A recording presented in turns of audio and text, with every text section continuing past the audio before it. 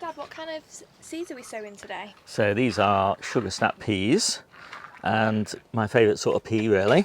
They hardly ever get off the plot. So we just want some of this seed sowing compost, just fill the tray, firm it down a little bit, and then just refill it. And then we're going to put 2 seeds in on top of this soil there. Why are we putting 2 in? It uses less compost, and you can sow quite a lot. I mean, you could put 3 in here, Okay. but you know, the thing is with peas, they respond to the density, so that, you know, if you double the number and put 4 in each module, the plants would just be less vigorous. Yeah. And so you wouldn't really get any more peas, you just get more plants that grew less peas. Yeah. So then we just push them in. 2 is optimal. So about 2 centimetres deep. Okay. And then we just want to cover that over. Job done. So what other kinds of peas could we sow?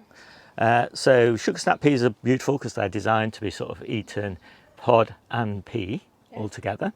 So they're a perfect kind of snacking pea, but the pods are quite small. Yeah. The mange tout pea, you eat those when the peas aren't quite developed in the pods. And so they're really beautiful as well for snacking. And then there's what you call shelling peas. These are going to be much longer pea, loads of peas. They're designed not to eat the shell of the pea, but to take the shell off and take the peas out and then either eat them fresh or freeze them. So 3 different types of pea. I really like to do the mange tout peas nice and early in the season, and do kind of sugar snap peas mid, and then a bit later on in the season do the shelling peas. Okay.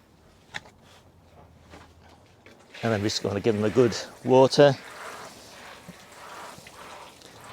Okay, Dad, so where are we going to store these now? So peas germinate over, nice and cool, so they'll be fine now outside in a greenhouse or a polytunnel, no problem at all. So these are the peas that we sowed about 2 weeks ago, so what do we do with them now? Yeah, so they're all pretty much germinated now, so we only had 2 in each. And we're going to plant these out quite small. Okay. Because they're in quite small modules. Yeah. And, already they're sort of starting to hold together okay. Yeah. So I'm just going to start hardening these off, and probably in about 10 days time or something like that, when they're about this sort of size, then we're ready to get those planted out. Perfect. So what are we doing with these peas now? We're going to plant them here underneath these strings that I've already put in, and these strings are useful. They'll just hold the peas so that they can't blow around too much in the wind. And the first 2 are just done like this, so they hold the peas really close. Yeah. And then as the peas get bigger, they just go up through these wider strings. Yeah. And these peas are 3 weeks old. Okay. And let's take a look. Yeah, that's just what we want to see. Decent root system. Getting to the point now where they're probably getting a little bit root bound. Yeah. So I just need to make those holes a little bit bigger. Just pop the peas in there. And then I'll just open up those strings there. Just pop them inside. And that just gives them that little bit of extra support.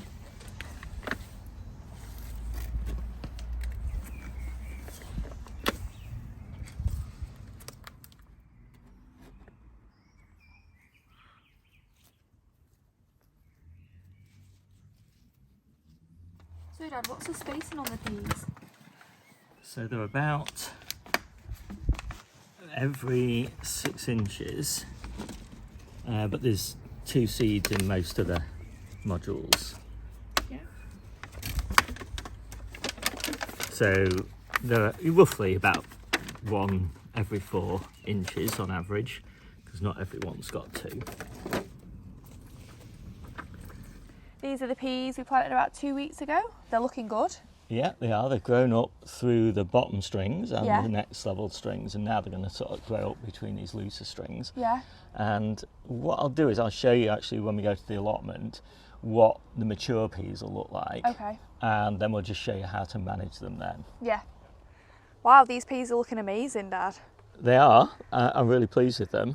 And you can see that they've kind of grown up here between their strings, but they've also grown outside the strings, and there's no real way to keep them sort of well managed. So Yeah. you just get a bit of string and just kind of loop this string around them, and then it just kind of pulls them in and just keeps them like a little bit more Tame. contained.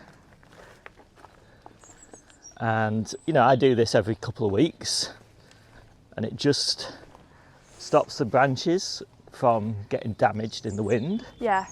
And it's so much easier than a net.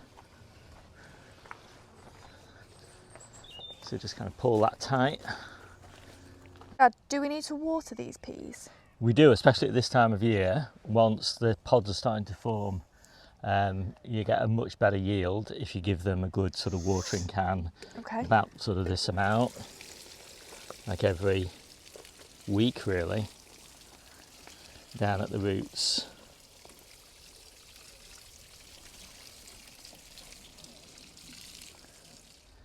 And so these are ready to pick now, and there's nothing better, I think, than a harvest of fresh peas to eat fresh on the allotment when you're having a snack.